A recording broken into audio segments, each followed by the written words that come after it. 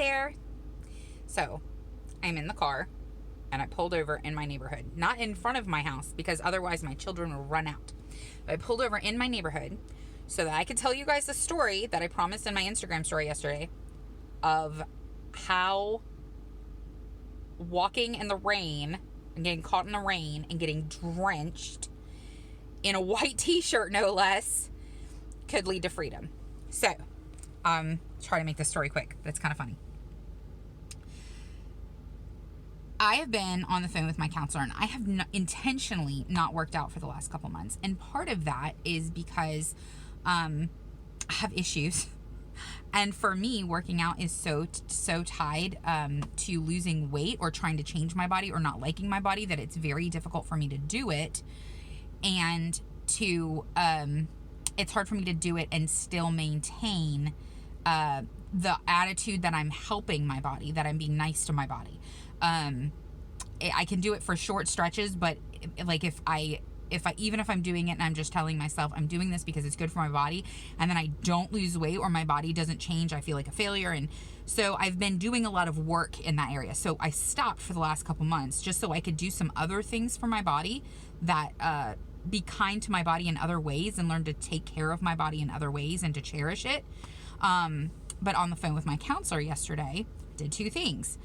First of all, we decided that in order for me to walk forward, now that I've done a lot of internal work the last couple months, that it's time to start working out again. I feel better when I work out. And I feel like sometimes you can only get stretched when you start to do the thing. So the other thing we did is we picked a list of people that, it's a very short list of people whose opinions matter, and who I should go to if I'm struggling with something, because I am an Enneagram 6 and we often have a panel, and so I'll take everybody's opinion, but we made a very, very short list, super short. So yesterday afternoon, it's a muggy afternoon, kind of cloudy, but I decided, oh my goodness, our van had gotten inspected and had some work done up at the front of our neighborhood. I need to go and get my van. I forgot. Josiah had told me it was done a few hours earlier and I hadn't gotten it yet. So I said, I'm going to go and I'm going to walk up there and I'm going to get my van. And it's a great opportunity because I'm going to be able to get this walk in, right? It's like the start. I just told my counselor that this is what we're going to do and I'll get a good walk in. So I decide I'm going to go out, and normally if I go out in anything, if I leave the house, I have on almost like, it's not really a Spanx because it doesn't have that much control, right?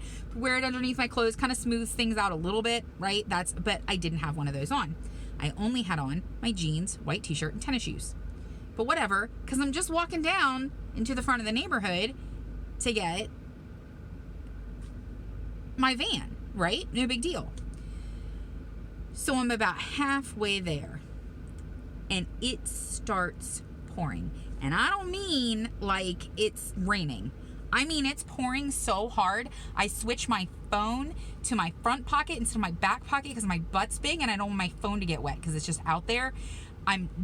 It's in my eyes. I can't see. I am sopping wet. I'm feel it in my shoe. Like I am just drenched, and it keeps going. It's just pouring, and I'm walking. So it starts, and I laugh to myself a little bit. Haha, got caught in the rain. And then I look down and I go, I'm wearing a white t-shirt. This is not good. Now, for many people, they'd be like, I'm wearing a white t-shirt in my chest. I've got a bra on, whatever.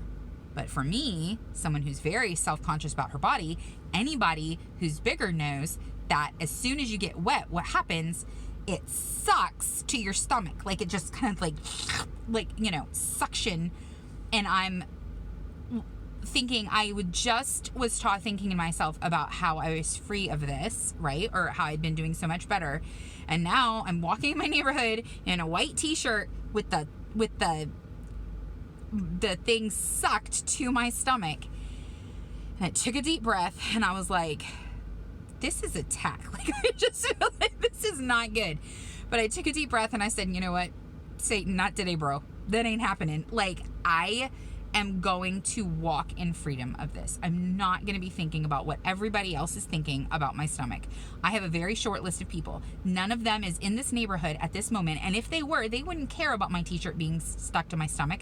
They would be laughing their heads off because that's funny and I'm soaking wet. Or they'd get me an umbrella, one of the two. Nobody whose opinions matter are here. So I walked myself into that garage when I got there, sopping wet. At first I tried to stay outside and just hand them my card, but they told me to come in. I'm dripping all over their floor. I'm creating puddles around me. And I was just this was not in my plan, guys. And they were like, haha, I guess not. And I got in my van and I took that picture and I was happy because I didn't care what they thought. I thought about it a little bit, prayed about it, and let it go. And that for me is freedom. To free myself from the opinions of other people about my body. Because everybody's going to have an opinion, but I don't need to take everybody's opinion into consideration. So that was the first thing that I wanted to share with you guys. The other thing, though, is that when you get free of these things, when you feel that freedom, if it is an ongoing issue for you and has been, the enemy is still going to try to use it. Just today, I had another thing and I felt that shame. Man, I thought I was free of this and now I have another thing and it's kind of different, but still the same, and it's still about my body and I still have this issue. But I just prayed through that and I was like, you know what? No, because this has been a thing for me since I was small, since I was a baby. Not a baby, but small, under 10. So this has been a thing for a really long time, decades. And God is doing amazing work. He has done amazing work, and he'll continue to do amazing work. And it's not that it comes back. It's that we keep peeling off the layers and learning how to be free. When you haven't lived free for a long time, it's difficult sometimes to learn how to live free. Learn how to live in the freedom that God has already given us, that Jesus has already given us, but we sometimes don't really know how to walk in that. So I just wanted to encourage you guys today. Sometimes freedom can look a lot different than you think it's going to. Tried to make the best of a bad situation. But just know that when you're trying to really break free, that sometimes it looks different than you think it's going to, and sometimes you just have to keep fighting. And if you need somebody in your corner to fight with you, I'm here. You just let me know.